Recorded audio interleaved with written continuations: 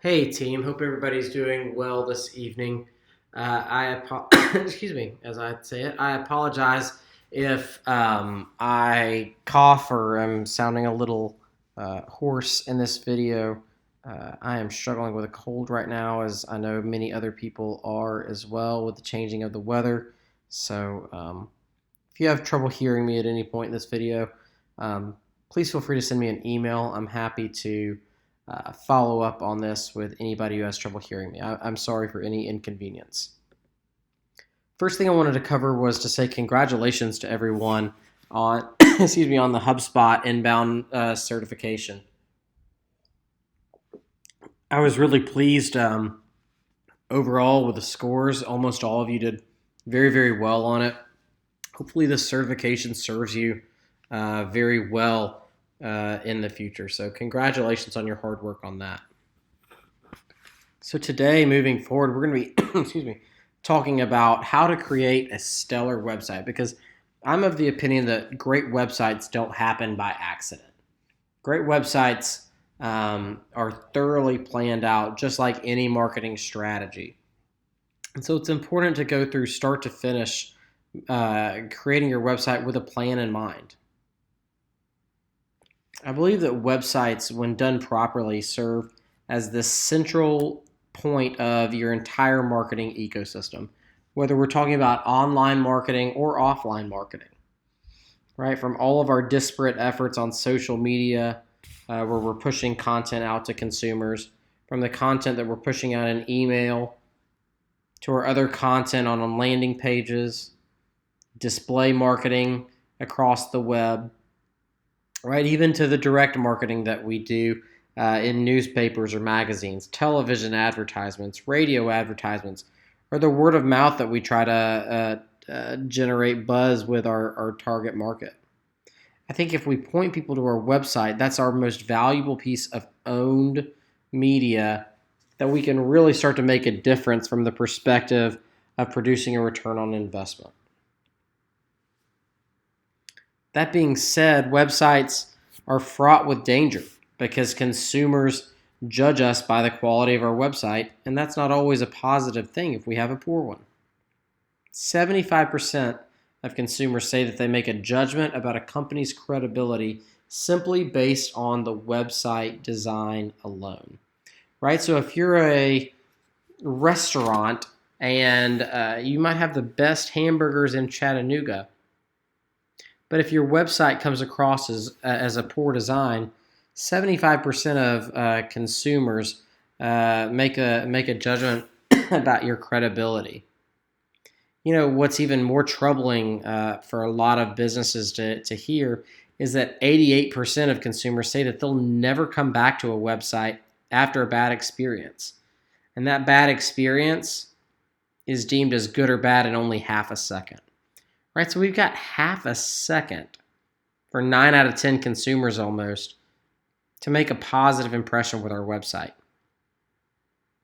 It means we need to take some time to think about this, right? We don't need to just slap up a website and try to copy a competitor and hope for the best, right? If 9 out of 10 people are giving us half a second to decide whether they're going to come to our site ever again or not, and that 3 out of 4 of those folks are saying that they're making a judgment about our credibility based on our website, I think that's worth creating a strategy around. The first part about creating a positive strategy is to decide what we want our website to actually do. In my opinion, there's really 4 effective things that a website can do. And I think if you try to accomplish all 4 of these things, you're really running the risk of clouding the skies and muddying the waters for your consumer.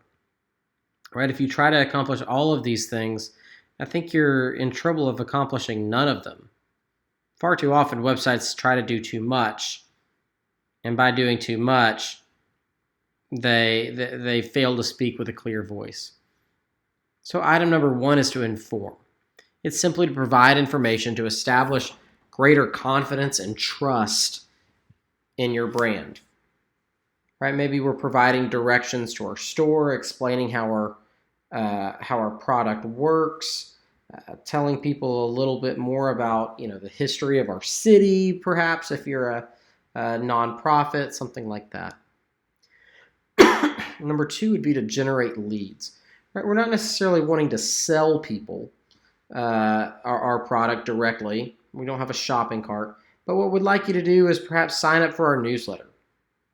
Perhaps we should have people, start the process of getting in touch with one of our salespeople. Really, what we're wanting to do is generate leads for our consumer. The next thing that websites can do is maybe to go all the way to the finish and actually sell products, right? We're talking about e-commerce here. It's to provide a simpler, less expensive, and more efficient way for consumers to buy their product, right? So that we don't have to worry about the middleman. We can keep a lot of that margin for the company itself. Finally, we might want to simply provide customer service options, right? Help people out in the sales process, following up after the product, hear what they're thinking about all of this.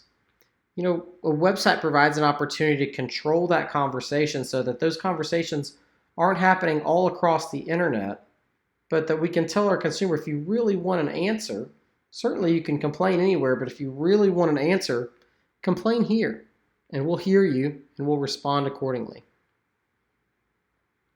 I think that if you're having a site simply because everybody else does, and just trying to create a website that copies other folks, I think you'll get what they have, which is either going out of business or it's accomplishing their goals, not your unique goals that your business has.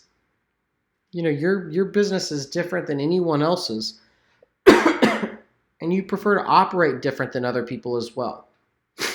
So accordingly, it's important to it's very important to design your own strategy and decide how you would like your website to work best for your company.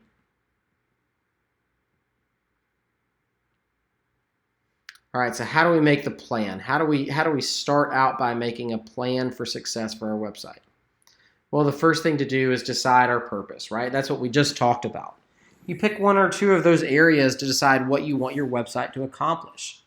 Like I said, I think if you try to accomplish all of those things, I think you're in danger of going too lightly in every single direction. Perhaps your shopping cart may be too hidden. It's not as easy to figure out how the customer should interact with you, right? Maybe the process of simply getting the lead is confused with trying to go for the sale at times. Try to pick one, maybe two of those items on that list and have that be the purpose for your website. The next is to create your unique sales or unique service proposition. I think this is important for the company itself, but I also think it's important to identify when you're creating something as important as your website. That brings me to what I want you to do for your next quiz. I'll pull this full screen so that you can pause this screen if you would like. I'd like you to go through the previous page that you saw to create this unique sales or unique service proposition for one of these clients. Right? Look at your last name, whatever it starts with, and pick the client accordingly. If you want to pause to get that really quick, I'll pull you back to the unique sales, unique service proposition.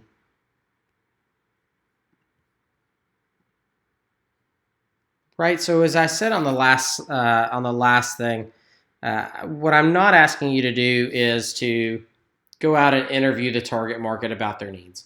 This is due in 1 week. I don't think that's very realistic. I would like you to do your best to do some research on each of these companies and organizations. Find out what you know about their audience, what needs that this company or organization can meet. List some of those major industry insights, identify who you think some of the competitors are, and find out some gaps and opportunities that you think that your company can identify and exacerbate. List at what you think your company is best at and narrow that further down till you decide on one thing that you think that your company that you have is best at doing. Right? You can do this in the form of an outline, like a bullet pointed outline, kind of like you're seeing right here with sub bullets as well. I'd kind of like you to put about 3 sub bullets at least on each section. Right, so the next thing you should do on creating a website is to make SMART goals. I think every good project begins with a goal in mind, and so those goals, need to be framed in a way that they're accomplishable and challenging at the same time. So I think one of the greatest frameworks to do that is the SMART goal mentality. So it's just an acronym that says specific. So your goal should be specific to the item that you're talking about. So your goal should only center around your website here, right? We're not talking about increasing the quality of our product or coming out with a new innovative solution or even our public relations strategy, right? Keep your goals centered around your website. Your goal should be able to be measured. If you can't measure it, you can't manage it. If you can't manage it, you can't scale it. Right? So with with our websites, we should create measurable goals so that we know how to increase those things. Right? We need to know that if we write a blog once a month, if that increases our website traffic, well, you need to find the right balance so that potentially you could write more of those things or grow a specific area of your organization. We'll talk about ways that you can measure that success with your website, but that goal should be able to be measurable. Next, that goal should be realistic. It should be achievable, right? So if you're a startup business, maybe it's not an actual achievable goal for you to go from being a complete startup to being number one in your industry by the end of the year. Right? That's not really an achievable goal. Right? But it potentially is realistic for you to increase your sales on your website by 10% or to, double sales from last year potentially if you're launching a brand new website. Decide what it is that's an actual achievable goal that you can hit. Your goal should certainly be challenging, but make sure it's something that's actually realistic for you to hit. Next, your goal should be relevant, right? It should be relevant to the website itself. It should be relevant to your marketing materials. It should be something that you could actually do something about, right? So you shouldn't create a goal that your website really couldn't help you accomplish in the first place. And finally, your goal should be time-centric. It should be timely.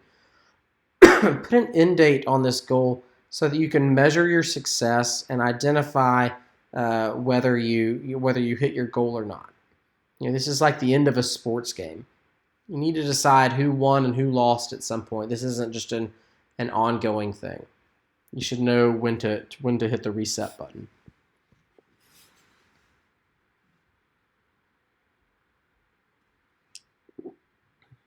Next, I think it's important for you to actually take a second and imagine that you're the consumer, right? Far too often, what we do is we're too close to our product, too close to our business, and so what we do is we have what we think is the important process in mind, how we think that someone should buy it, but we fail to keep the consumer in mind.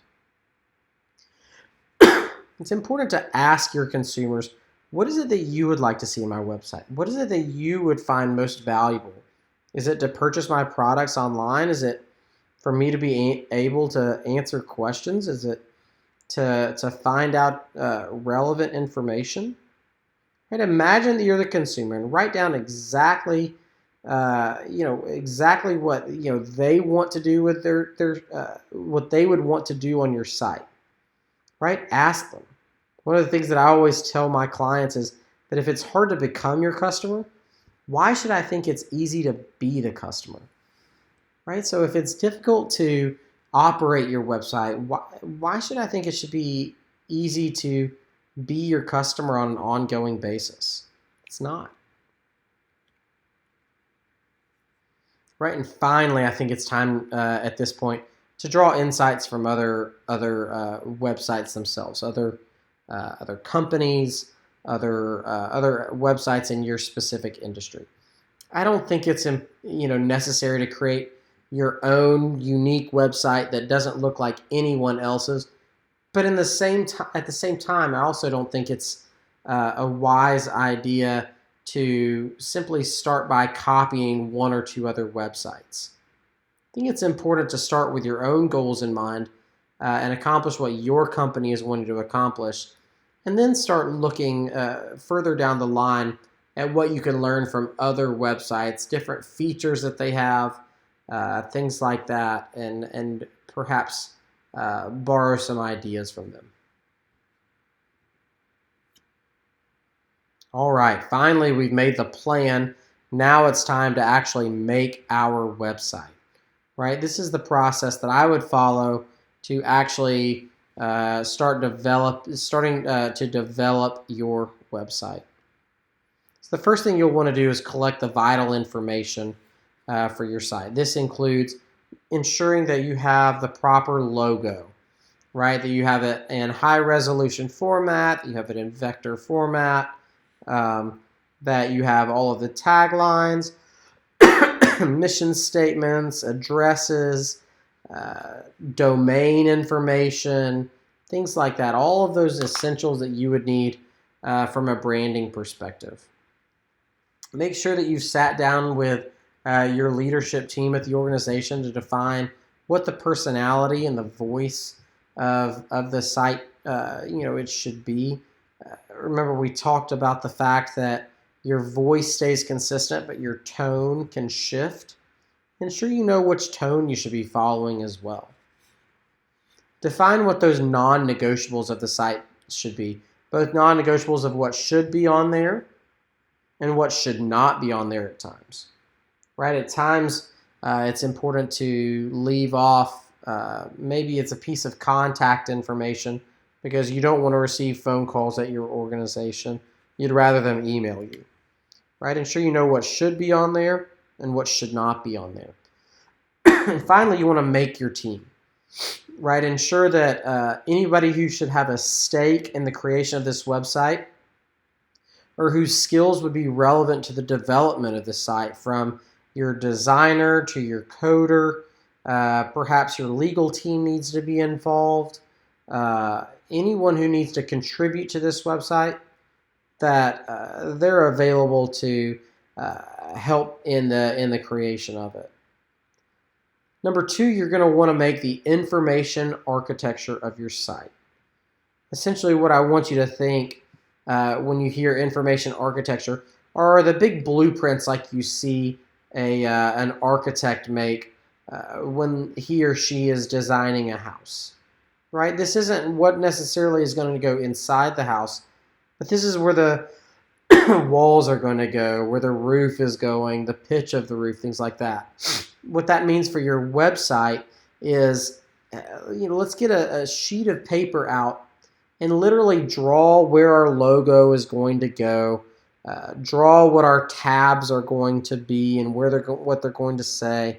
Imagine you're scrolling down, and where would you like certain things to be on your site?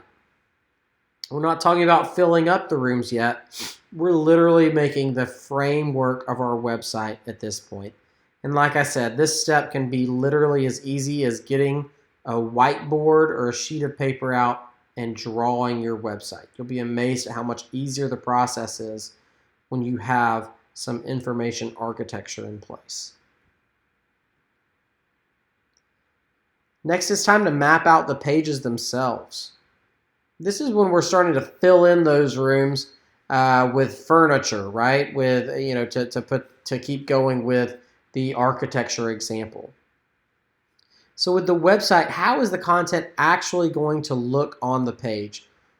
Do you want to fill the space more with images, or would you prefer it to be more text heavy, keeping in mind your audience, right? If you're in the B2B space, are you wanting to have more text for them so they can learn about your product in a more in-depth manner? Or perhaps you're a photographer and you need to be more image heavy. Make sure you're mapping out that content with multiple platforms in mind, meaning a desktop, a mobile device, things like that, ensuring that if they're accessing your site on an iPad as opposed to a laptop, that they're still getting the experience that you'd like them to have. Keep in mind which real estate on your website is most valuable. Most people tend to read the website like the letter F. If you're looking at your computer screen, draw the giant letter F on your screen, or the letter Z, right? So that real estate here in the top right-hand corner is almost always considered the most valuable real estate of the entire website. So this is where your Buy Now button or Contact Us button should be. Just as a newspaper and the above the fold headline is the thing that's most important, the stuff that's above the part where you would scroll on your website is the most important as well, right? Keep in mind that you have half a second before most people decide whether you have a good or a bad website. So that half a second doesn't mean that they're often going to scroll. They decide good or bad right away. So accordingly, you need to remember your purpose and your goal of your site. Right, a really smart guy named Don Miller who operates a website and branding consulting company says that websites should pass the grunt test. You should be able to grunt like a caveman 3 things. What's the product? What's the value it brings to my life? And how can I buy it? You should be able to grunt the answers to those things very briefly like a caveman simply by looking at your website. I think it's a great test. Next, it's time to think about what content management system that you're going to use. Right, and there's, it seems like countless numbers of them now, from WordPress to Squarespace to coding your website yourself to Wix to there's tons of different content management systems, and certainly each comes with their own strengths and weaknesses. Right, so what the flexibility of providing some tricks and gadgets in WordPress that you might give up with the ease of editability that you would gain on Wix or Squarespace. Right, so what I tell folks, rather than focusing on which content management system can make you the best website overall, I tell folks to consider which content management system will make the best website for your business. Right? Statistically, CMSs are 7 times more likely to fail simply because they struggle with the internal politics of how to edit the website, how to add things to the website. Right? What I tell folks when deciding on a CMS is, certainly we're, at my agency, we're happy to code the website in and make it as complex as you'd like it to be. However, are you prepared for any time you need your website edited for even the most minor edit? Are you prepared to enlist someone who has a knowledge of coding to make those edits? Oftentimes the answer is no, and so we go with a simpler CMS for them. It might mean that they don't have as complex or as exciting of a website as other folks, but it does mean that they have one that's easier to edit and works much better for their internal systems. Finally, it's time to design your site, right? And usually this is what people do very first. They just purchase Squarespace and start editing. I think there's power in a plan, and I think if we do all of the things that we've talked about first, We've really had those conversations about which CMS is best. If you take the time to build the correct team and collect all of your relevant information, it'll save you time from both the construction of it and redoing it as well. Next, it's time to do what I call the SEO review. This is when you have a rough draft done. I think it's important to use Google's keyword planner to ensure that you've inserted the proper keywords throughout your website, right? That you have quality content that will attract and retain your customers, that your links all work, and that you're not having any dead ends on your website, that it's easy to reverse, and that you have a proper flow on your website. That your URLs are not a big jumbled list of numbers and letters, that they actually are brief and they make sense. Google punishes you if you have URLs that are far too long. So make sure that those URLs are clear and brief.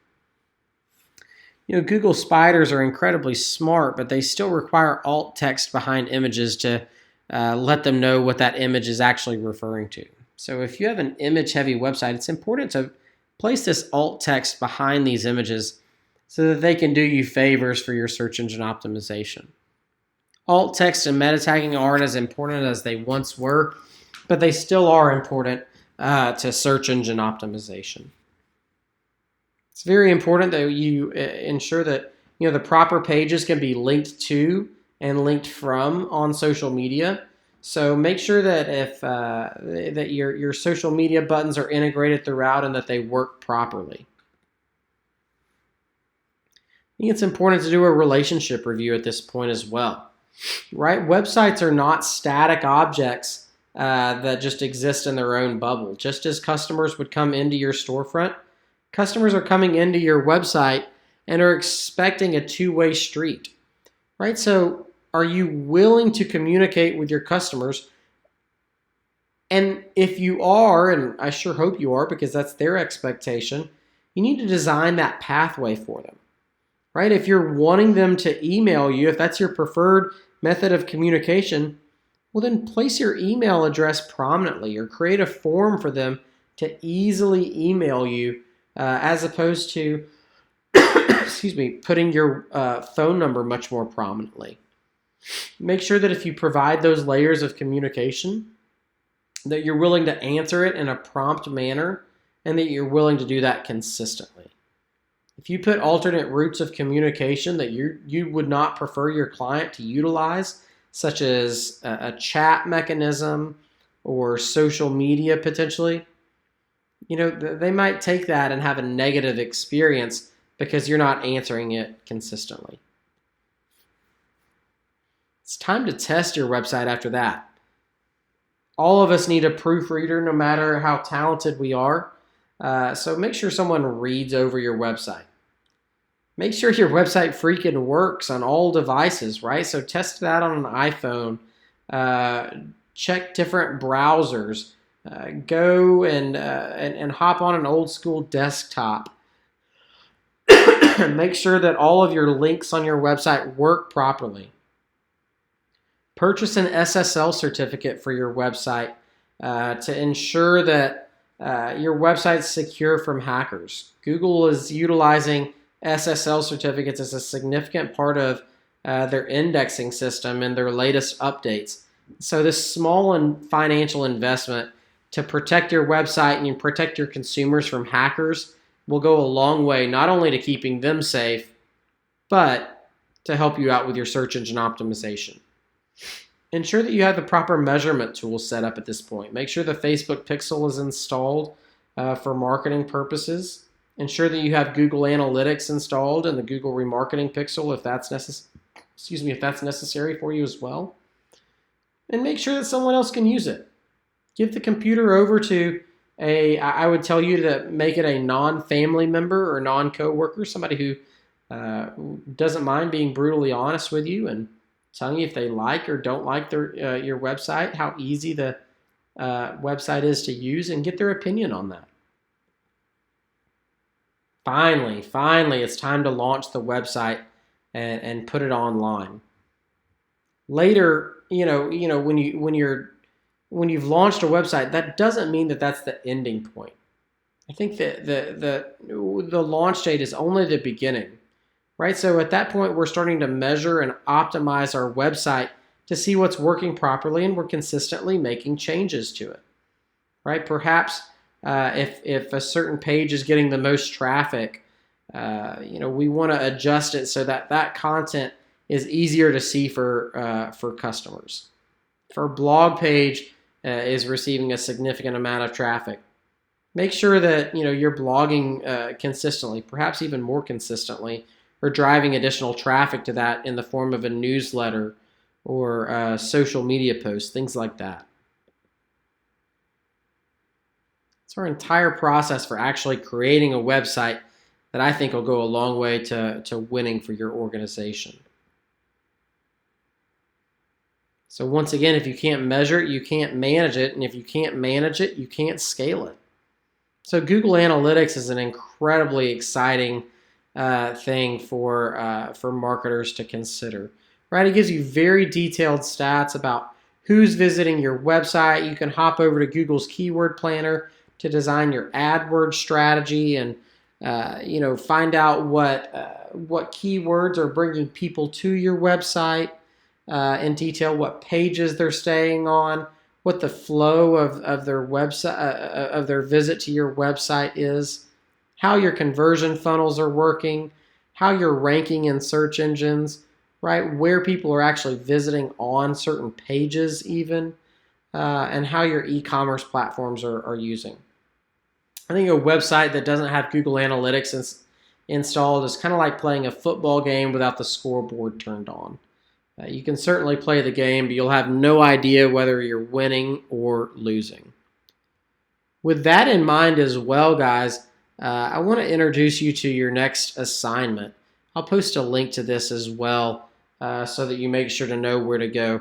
But you're going to get Google Analytics certified, both as a beginner and advanced. So you're going to need to do both certifications. Keep in mind that this is due a couple of weeks after your midterm, so you've got plenty of time, but I know some folks like to get way ahead and knock this out. You don't have to do the test on any certain date. We just have a deadline in place. These tests, both combined, if you really buckle down and study, I think both combined, including the time from the time to study and the time to take the test itself, should take you no more than a combined 6 to 8 hours. So you've got nearly a month to accomplish that. You've got plenty of time to do this. But just in case somebody would like to get an early start to this, I think this is an incredibly, potentially the most valuable thing you'll do in this course, this third-party certification. Whether you own your own business or you are seeking a new career, I think this certification is very, very powerful.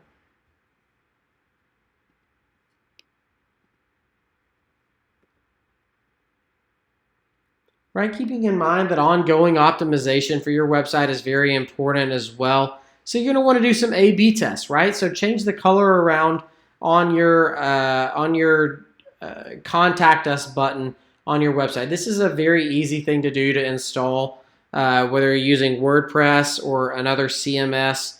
These are very easy apps or widgets to install to do an A/B test. It's important to know about A/B testing is that it's done simultaneously, not sequentially, right? So 50% of our consumers would see the green button and 50% would see the red button, right? And that's all happening at the same time, not in sequence. You want to make sure you're doing only one of these at a time because otherwise your results would be conflated with each other. And then it's important at the conclusion of an A/B test that it has an end date and that you act upon the results. Otherwise, what's the point? You want to make sure that you have an end date, that you draw insights, and act. Guys, I hope you're having a fantastic week. Thank you for bearing with me as I'm coughing and sniffing a little bit. I hope everybody else is doing well and that you have an excellent week. Feel free to reach out if I can be helpful in any way. Go Mocs.